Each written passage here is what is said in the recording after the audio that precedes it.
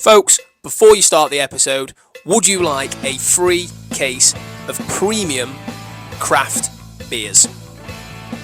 Well, we've partnered with Beer 52. They are offering you a free case of 8 unique beers you won't find anywhere else. Beer 52 are the UK's #1 beer club. Every month they visit a different place and expertly curate a case of exclusive beers from the region's best breweries. Your free case will include an eclectic selection of beers from the world's best beer countries, including the UK, Germany and the USA. If you want to take advantage of this great offer from myself and Tom at Boxing 365 and our new friends at Beer 52, then make sure to use the QR code on screen or the link in the description, and for just the cost of some delivery, you can get yourself a free crate of premium craft beers. Enjoy the rest of the video.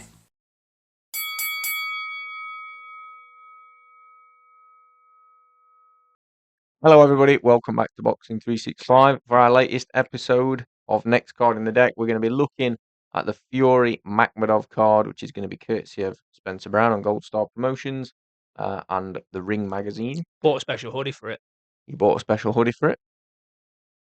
Looks very nice. It's very ugly. No disrespect to Ring or Box Raw, but I love ugly things, and it's the ugliest thing I own at this minute in time. I'm sure your wife would appreciate that. It will be at the Tottenham Hotspur Stadium on Saturday, the 4th of April. Before we do get into that, as always, make sure to get your free case of beer if you haven't already. All you have to do is pay the delivery, and you can cancel it at any time. We are having, I think this is the second one by the Yeasty Boys, isn't it? It is. We had another Yeasty Boys. There, look, Dark Matter. That was one of my favourites, actually, from this pack. This one is Speed Date, so we'll see how this one goes. And of course, always make sure to like and subscribe if you haven't already. Thank you for those of you that have. We've made it to 1,000 subscribers, which is brilliant. And we're going to get into the card. We're going to try this first, though. That's lovely. Always have to have a smell. I don't know why. It's not like whiskey. You don't need to nose it. I was going to eat some more corn. Yeah, so for anyone that knows, That's nice. I'm leaving in about 4 hours to go to Australia forever. So this is the final episode, unfortunately. Yep. Podcast over. Podcast over. Done 1,000. Life completed. Yep. For anyone that doesn't get past this point, I'm only joking. But if you couldn't get past the other point, you'll be really upset because we've just lost about 4 subscribers. They're like, oh, Tom's gone. Yeah. All our content will continue to be out. We've done a fuckload of recording, haven't we? And poor old Dan is going to do a lot of editing, a lot of clipping, a lot of bits and bobs in between. So please make sure to show some appreciation to Daniel. Drop him a nice comment. Tell him how good his editing skills are. No, you don't need to do that. That's fine. That's fine. What we doing? We're doing Fury Makhmudov. Fury Makhmudov. The Gypsy versus the Bear Wrestler. Well, we have talked about Fury in a recent video. If you haven't seen that already, have a little look back. We were just talking about the career of Tyson Fury and a little bit about where he's been, where he's going. The curious case. Yeah. So we have talked about him recently, and we did talk a little bit about this fight, but not an awful lot. Shall we start with the fight, or shall we start with in between us recording this and us doing our last episode on Fury? There has obviously now been, apparently, since the John Fury and Carl Froch saga, about 10 days after that, John Fury has now declared in a live interview with someone involving Spencer Oliver, has declared that his relationship with Tyson is destroyed and they're never going to speak again. I've seen lots of stuff about that. He reckoned that he didn't want him to fight Usyk the second time. First, after the Ngannou fight, he basically said, I knew my son was done. And just a few bits and bobs that he said, hasn't he? I've seen some I don't know where they get on, like interviewing him and asking him and him telling him about how many bananas he's eating a day. He's just the maddest bloke ever. But yeah, I mean that's another bit of drama to add to the usual sort of circus, isn't it? But I'm not really too concerned with that because it seems to be more on John Fury's part than Tyson's. So it's just, I think it's all to sell the show. And look, if there are having issues, by the way, I just want to make it abundantly clear. Though I don't believe it, if they are actually having issues, I hope they're able to put it to bed. I hope they're able to continue to get on, as I don't think any father and son should fall out. That's nice, wasn't it? I think it's important that we prioritise family and we're right with people. Okay. And I think they should put their differences aside if they have got differences, and they should make friends. Okay. That was very nice of you. Thank you. Thanks. No worries. I don't know what you're thinking. Maybe we should have like Once a month a counselling episode. a wholesome moment every episode where you just decide you're going to become some sort of great, I don't know, philosopher. Like Galileo. Yeah, or Gandhi. Gandhi wasn't a philosopher. Gandhi just walked around with no shoes on. So, Fury Makhmudov. How long are we? Oh, we're going to get some horrific abuse for this one. 5.5 minutes We'll in. be fine. So Fury Makhmudov. Yeah, it's interesting, isn't it? Because you're hearing people write off Makhmudov because it's like, well, yeah, he's going to beat Dave Allen. But then the same people that were saying that were saying, well, Dave Allen's going to beat Makhmudov because Dave Allen, he's going to gate crash world scene. So it's like, well, we've got to make our mind up. Yeah. I think Makhmudov's a good opponent to come back to. Personally, I think it's competitive. Fury's been out for 18 months, hasn't looked his best in certain performances. I think he performed well in both Usyk fights. I don't think he looked past his best at any point. It'll be a good yardstick. If Fury's still at the top 5 table of heavyweight boxing, does he stop Makhmudov? Don't know. Because Makhmudov's tougher than I think people give him credit for. Me included, by the way, because originally I thought it was a bit of a punch bag at the body and didn't really like it. But yeah, I think we're going to learn a lot. I think it's a really good measure. Who else would you want him to fight? I think it's a good enough like name and a good enough return to boxing. Return because he's retired supposedly. Without it being so risky that it's like, oh wow, we don't want to, you don't want to run the risk of not getting the fights that he wants to get. Obviously, he wants Usyk again. Usyk has said that would be one of his fights that he wants. Which, yeah, okay. I mean, I'm not interested. Are you? I I know don't- we I disagree don't a bit know. because I think you had him winning the first, didn't you? I just thought I thought it was like very close, and I thought he just might have done it. But like I said, that's where there was a judge that would have seen the same as me, Hmm. but two that saw the fight probably correctly. And so yeah, I mean, I'd be interested to see it again just because I'm sort of more curious than anything whether I don't think he'll be some sort of miraculous like or generally seeing a very very steady downturn of form. I still think he's one of the best Yeah. in the world at the minute. But I think it'd be a bit of a freak show to see him suddenly improve enough to beat Usyk. And if he did, I think that would probably be more of a show that perhaps for Usyk whatever has reason, declined a little bit. Usyk somehow declined. But I don't think that's going to happen. I likely see that Usyk could probably just beat him for a third time.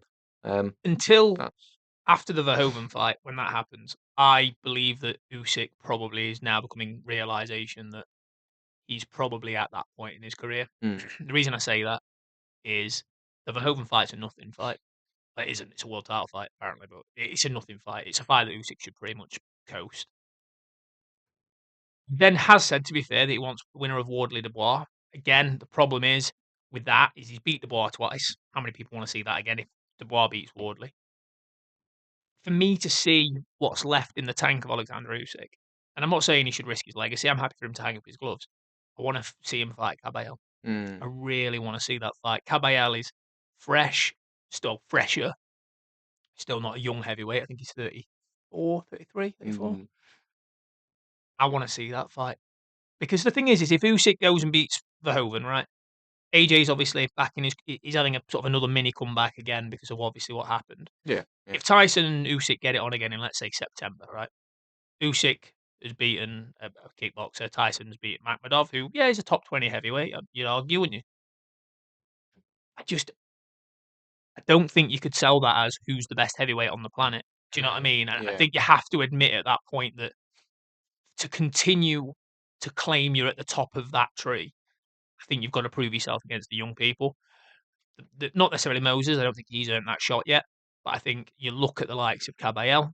You look at someone like, for example, Lawrence Okoli as an example. Fabio Wardley's the prime one for me. He now holds that world title. Yeah. If he beats Dubois, he deserves his shot. Beating Wardley, people will argue, yeah, well, Wardley's this, Wardley's that. But I think if you want to continue to be the absolute top of this heavyweight division, you have to beat the guys behind you. And at the minute, I just don't think Fury's at that level. I think Fury needs to go and beat Makhmudov. and then we'll review it. Same as AJ. AJ's not won a competitive fight in 2.5 years. Otto Warlin was the last one, really. Yeah. He's beaten Ngannou, lost, and beat Jake Paul. So even though I would say that on his day, AJ and Fury are still both within that top 10, we don't know that. Yeah, current form, we don't really know, do we? Tyson's not won a fight in 3 years. And again, that was the Ngannou fight, which he won, but it was closer than it should have been. Yeah. So you sort of have to look at it and go, well, where are they? AJ's only measuring stick was Dubois. Dubois got schooled twice by Usyk, beat up AJ. So it's just Yeah. it's at that point of a transition, isn't it? But Yeah, it is a tough one. I think to be honest with you, if if it's the same Fury who fought in either of those Usyk fights, you should see off Makhmudov fairly comfortably. I think. I think if Makhmudov, I don't necessarily see him getting stopped, but if Fury can work him well enough to the body, I don't think he stops him. enough punishment maybe, but I don't really see that being the case. I don't think Fury, at this point, we've seen him hurt. I don't think he'll want to stand and trade. I think he'll want to see how he gets on first 4, 5, 6 rounds. Fury's not an idiot. You know what I mean? He knows boxing. Yeah. I think he'll go in there with the mindset of box, move, see how I feel, see what them first few shots that land feel like. It's nice, that, isn't it? Hmm. And then decide. But I wouldn't be surprised if he finds himself on the back foot for the majority of the fight. Yeah, perhaps. Get the You tend rounds to in. think Makhmudov's probably not going anywhere. So yeah, it'll be an interesting one. I think if Tyson Fury does win, depending on the time scales, and I don't think because I'm sure Usyk mentioned like trying to get a fight in with him end of this year, but realistically, it's probably not going to be enough time for that amongst their other, potentially other plans. I think going from a Makhmudov straight to Usyk again is probably not a good call, and I think Usyk going from Verhoeven into a Fury fight, like you said, doesn't really do much for either of them to sell the fight. If Makhmudov went and caused the upset, though, if there isn't enough left in the Fury tank, then it's got to be a real retirement, hasn't it? This time, I think. I If think so. Makhmudov, Fury's only really been beaten by the best, hasn't he? Yeah, 100%. Literally the best. The best heavyweight of this generation. So if he then was to lose to somebody who's we know is not there, then it's like, meh. If he came back and he fought Makhmudov, and then his next fight was someone like a Caballel, and Caballel beat him, and again, that's when you go, yeah, You're not I don't quite think, yet. yeah, I think it's probably time to just call it a day. But yeah, it's curious. I think. I know you talked about it's not sold out, sold tickets, but not sold out. So It's I sold think quite that well, by shows. the way. Yeah, My post I did wasn't that, oh, it's empty. No, obviously not. However, my point is that the investment they have to make into Spurs, Wembley, and all that. mm, You don't make money from the first 15 tickets that sell. Like mm, there that limitation of tickets that are remaining. Bear in mind that doesn't account for the tickets that have been allocated to fighters, the undercard guys, Fury, whoever else. I just think Frank Warren's going to be looking at that, going, "We're probably going to lose money here." I mean, it's not Frank anyway, is it? It's Ring. I just thought it'd have sold out. I thought it'd have sold out immediately. But it just shows, doesn't it, that there's not that interest, is there? Fury. We've seen it as well. People keep saying they're not interested in Fury. They don't really care about him anymore, which I personally find crazy. I don't see how you can't be interested in somebody like him getting back in the ring. I don't see how it doesn't drag eyeballs, and it will. It's just not convincing people to fork out for a ticket. Who has a better resume? I'm conscious of time. Keep looking at the clock. Who has a better resume? Anthony Joshua or Tyson Fury? I don't really think, I don't necessarily think either of them. I still think Fury, just because I feel like his wins, like his win over Klitschko, meant more, didn't it, at the time? Yeah, well, he was the reason that AJ was able to win the world titles. He was Yeah, the reason that yeah. The that win broke over the. Klitschko for Fury was more significant than the win over Klitschko for AJ Yeah, to me. And then again, Fury went and we know Wilder is what he is, and I know you've said maybe he's not what everybody thought he was, but yeah. he still went and fought him 3 times, beat him 3 times. He's fought other decent fighters as well and beat them. And you can only fight who's in front of you, can't you? Yeah, I guess that's the other thing. and I don't think AJ's got, aside the Klitschko fight, what, Andy Ruiz. Which, let's be honest, no one knows still to this day how good Andy Ruiz no, is. not really. It was a bit of a, it was a shock that he lost the first one and then just sort of came and corrected it. I think him losing doesn't make his win over Andy Ruiz a good win necessarily. But that's how we see it, isn't it? Yeah, And that's that perception that we give because AJ was elite yeah, at the time and Ruiz beat him. He went and got revenge, so everyone sort of escalated Ruiz to that level. yeah, But we've seen that Ruiz has never, since then, yeah. I think he had a split decision win over Luis Ortiz. Yeah. He drew with Jarrell Miller. And again, no discredit. Both of them they're okay. But they're not world beaters, are they? No, no. I think Fury fair enough. would have my edge on that one. But yeah, Yeah, fair enough. Well, just you heard it here first, guys. Dan is edging over Fury. correct. Should we talk about? Pick your winner. Fury? Yeah, points, decision, stoppage. What we're thinking. Probably just over the distance. I could see him getting a bit of damage though. That's another concern. I could see him getting cut. Yeah. And just winning over the distance and it not looking all that neat and tidy. But I really don't know. I don't know exactly how it'll go, but I think he'll beat him over the distance. Fair enough. Fair enough. I Thank you. I see the same. I do see him getting. I do see him getting knocked down though. I think he gets. I think he'll get. I think there'll be a point where he gets clumsy, and I think he'll get clipped. Yeah, maybe. But we'll see. I am still going to be watching the fight from Australia. We'll move on to Conor Benn and Regis Prograis. Is this a catchweight as well? Yeah, £150. Conor Benn don't know if he can make 147 now. You know, after all that time of claiming that he's going straight back. Look, and I get it. I think it's the right decision. Go see if you can make it safely. But don't fucking preach that you can make 147 right easy. And then, I don't know, Conor Benn's annoying me at a minute. Yeah. Contradicting himself. He's done an interview with Sky Sports. Have you seen it? Saying about still got love for Eddie. And he's like, he doesn't see what he's done wrong and he wants him in the corner and all we should be best friends. It's like, shut up. Like, you're not an idiot, Conor. Like, you're a bright young kid. Yeah. You know that. The fool a bit there, isn't Yeah, and look, he knows that not necessarily he's done anything wrong. He hasn't. He's done what's right by his family, and I'm okay with that. But again, it's how you do it. Do you know what I mean? I'm okay with anybody falling out, anybody changing jobs, business, but there is a way you conduct yourself. Yeah. And that is not how I personally think you should conduct yourself. I agree. Look, I think we should put all the bullshit aside and let's talk about the fight. Is this Conor Benn's best win if he wins? You kind of feel like you would have to say yes. Because I know you don't rate Prograis, but when you think Not anymore. No. I used to rate Prograis for clarity, but this is not the Prograis of old, is it? No. I think you'd said before, like, there was another person who beat Prograis and you sort of said, well, I don't really see that much in it, but I think he's been there. He's been a world champion 2 times, twice. Yep. And it's a bit like, yeah, I think that would be his best win. The only other argument for me would be Eubank Jr. And Eubank Jr.'s more than anything, he's a name, isn't he? He was always a sort of a decent level boxer, high level opponent, I would say, for Conor Benn. And I would say there was that time sort of better BF Bivol where he's creeping his way back up in the 160s, where you were thinking, yeah, he looks pretty good again. But no, I think Prograis will be his best win if he wins.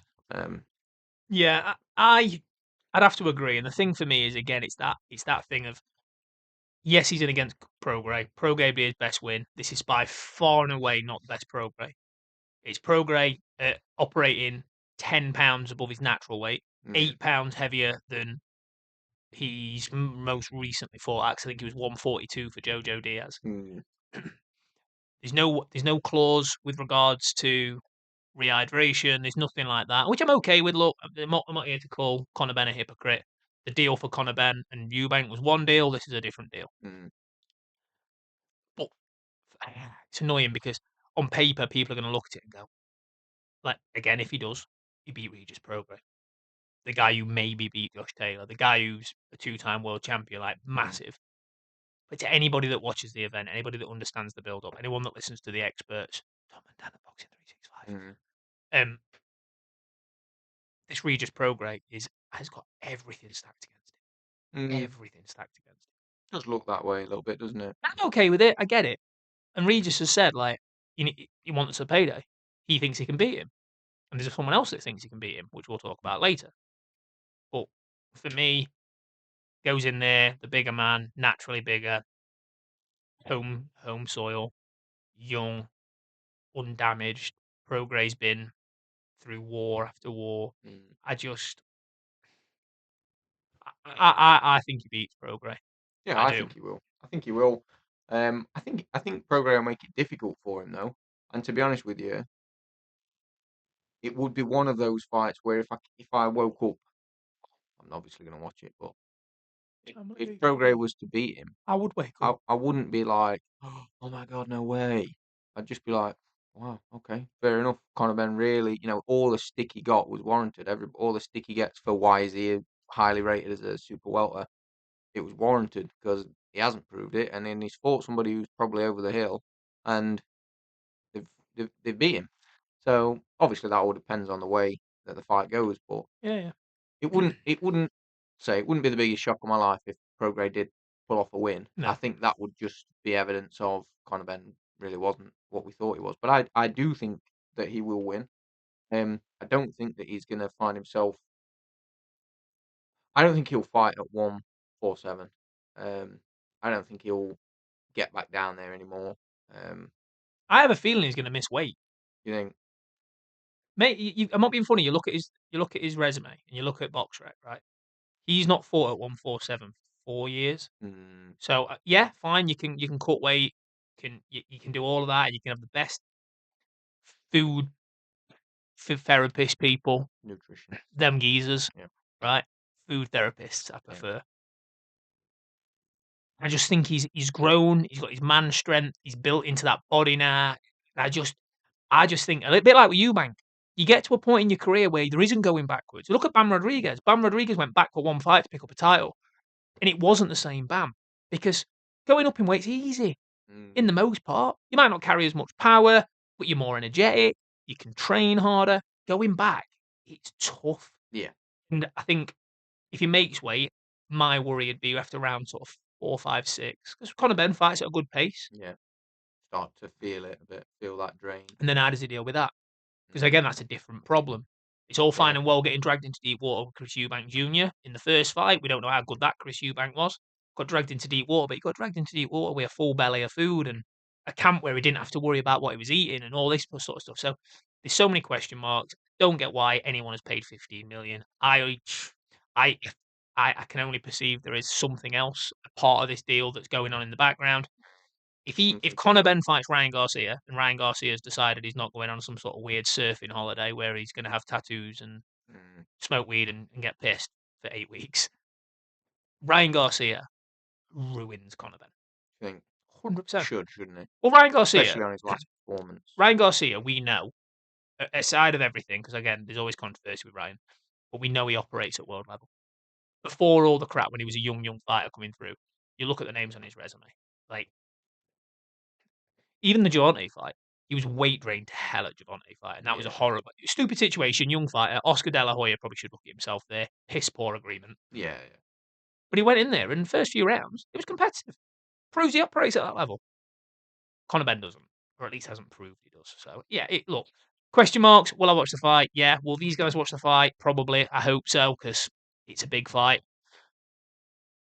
I don't think he stops Prograis. I think he beats him in a one-sided fight. If he does stop him, I don't know. I don't Yeah. know. You I don't don't know. really know what to take from that either, do No you? idea. But I think it will be entertaining to watch. I do think it'll Yeah, be entertaining to watch. 100%. And if we're judging it on entertainment, it's an entertaining fight. Mm, But it's not competitive in regards to the boundaries you've set for the fight. mm, One fight is going to have a £10 weight disadvantage for starters. yeah. So Yeah. yeah, look, it's one of them. It is what it is. I like it. It's entertaining. Is it a world class fight? No. Does it prove anything to me? Maybe that Prograis is not as good as he once was, which I've suspected for years. So Yeah. Yeah. Right, we'll move on now to the next fight on the card, which is Jamie TKV and Richard Riakporhe for the British heavyweight title. Does Riakporhe annihilate TKV? Yeah. Should. Should. I don't know anymore. Should. The heavyweight boxing landscape. Jamie TKV is rapidly becoming a fighter I love to hate.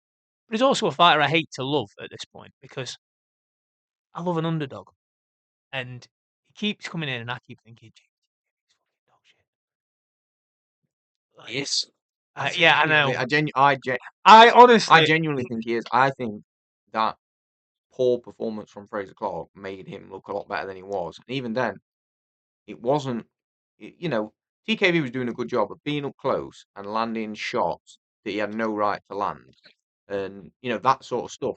Fair weird play. inside uppercuts and stuff. Yeah, fair play. He slung him in there and he did some damage and he did what he needed to do and he beat Fraser Clark, which I did not see coming. Riakporhe flattened Tommy Welch.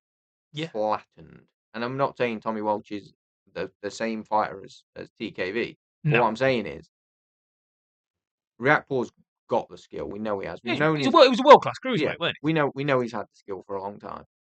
There's a difference between these two fighters, a significant difference. Not like Fraser Clark, where we thought, that he should be above that. Maybe not miles above it, but he should be able to be a British champion. Riakporhe, realistically, should be fringe world scene at heavyweight. And he's carved out of stone as well. Yeah.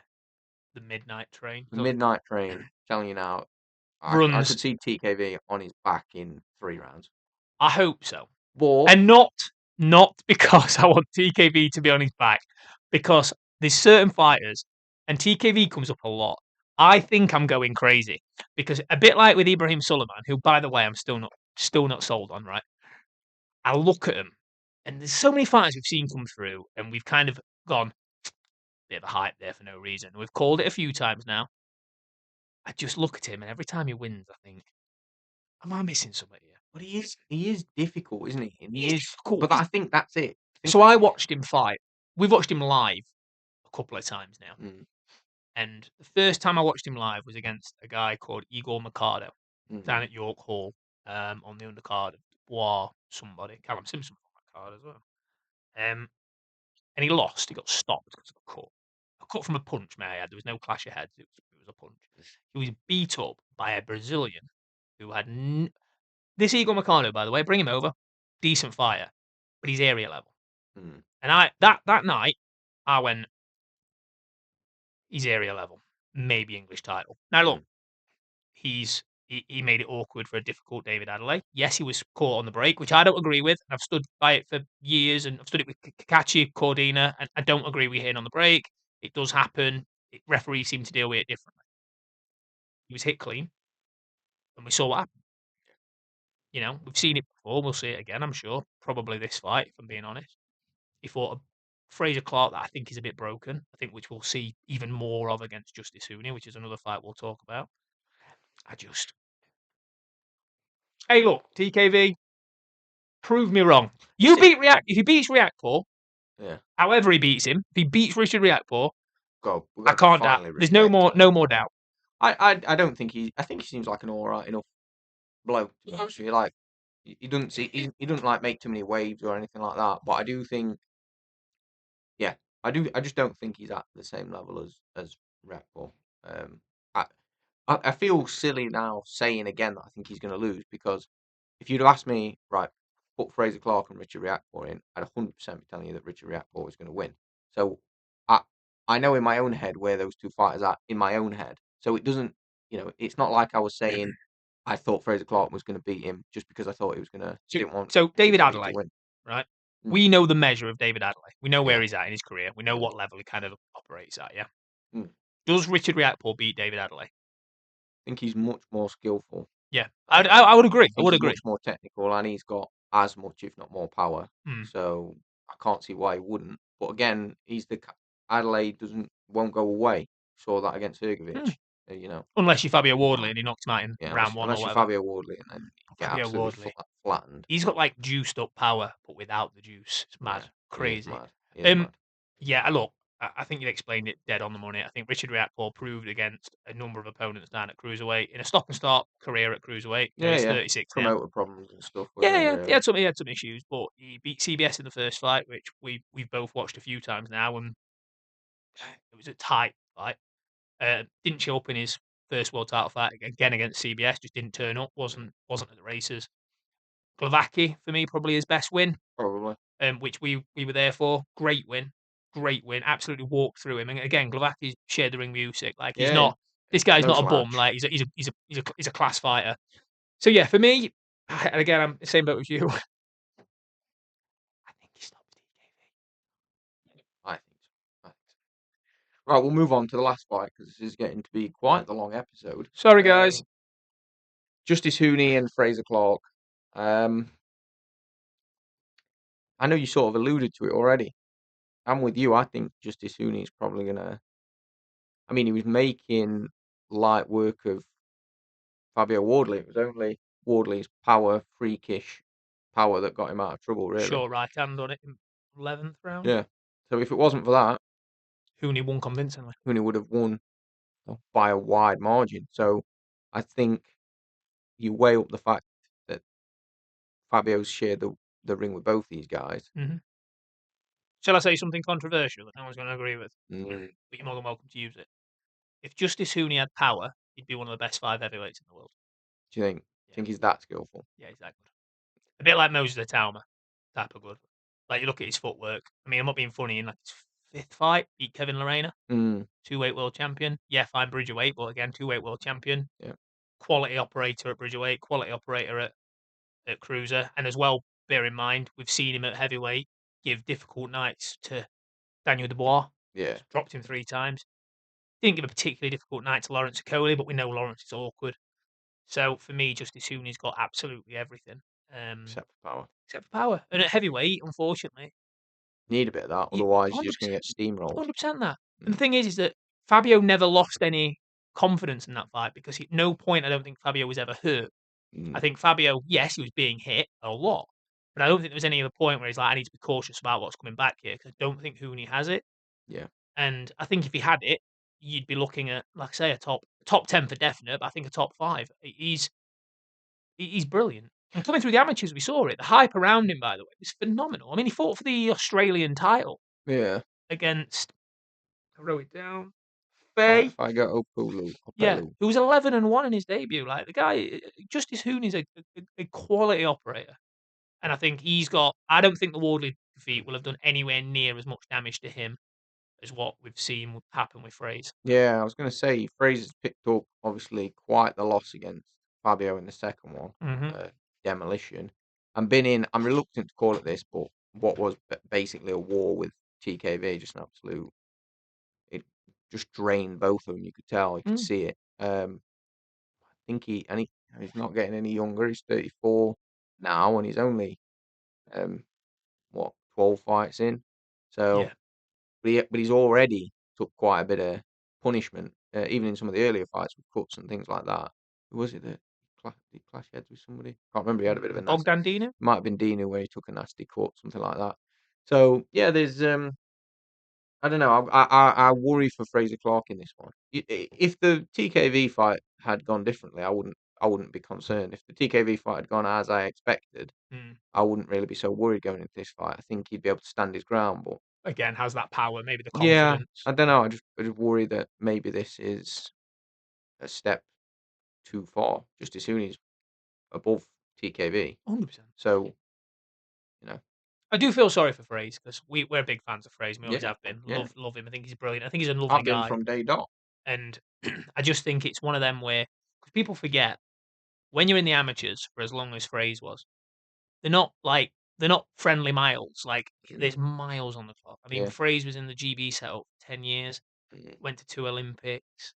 He was the captain of the Team GB squad. He was there as that senior figure, and he stuck around and fair play. And he turned pro at 30, 31. Yeah, it's hard. Like it's tough. He's given his whole life to the sport, and I think we're seeing the fact that even in his debut and onwards, sort of as you got to that Dave Allen level, even though he beat Dave, you could see he was starting to struggle a little bit. And I just think you can see that the cracks were appearing, the mileage was there. We've seen it with Joe Joyce. Mm, You got to that point where you got to Zhang, and it's just like Zhang had a bit more left, yeah, and people go, "He's only 12 fights in." It's like he's in a pro, but yeah. again, they He's were. been around a long time. He's been doing it a long time. So I'm sorry, Fraze, Yeah. but I think Justice Huni dominates, and I think I'll be honest, it wouldn't surprise me. Not a puncher, I appreciate. Wouldn't surprise me if he stops him.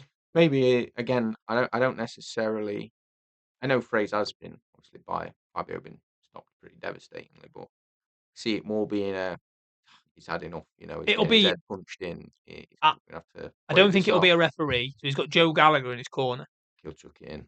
Joe loves his fighters, Yeah. and this is his first fight with Joe. And Joe will know what he looks like in the gym. And I just think it'll get to a point where, a bit like with Fabio, where because he was getting peppered with shots, but we know Mm, Fabio's got that equaliser. Fraze hasn't, mm. and I think if he's getting beat up badly and getting peppered, and he's not able to get close, and all the other bits and bobs that come with it, I just think Joe will wave it off. And I think if he loses this, I think that's the last we see of Fraze. Which would be a shame. It would. Sorry, Fraze. Just a very quick mention of a couple of other fights. We've got Felix Cash and Liam O'Hare. Liam O'Hare's actually fighting in his correct weight this time. Is he? Rather than up at... No, Is he not? no, he's still at middleweight.